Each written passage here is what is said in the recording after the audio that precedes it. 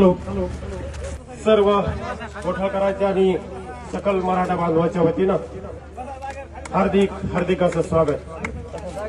त्यांच्या सोबत आलेले सर्व मराठा मावळा यांचे सुद्धा मी कोठाळ्याचे सकल मराठ्याच्या वतीनं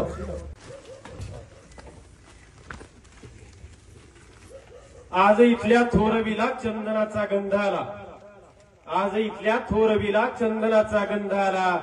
आपल्या पावलांनी दादा हा गोदा किनारा धन्य झाला, आपल्या पावलांनी उभा राहिलेले आदरणीय मनोजदादा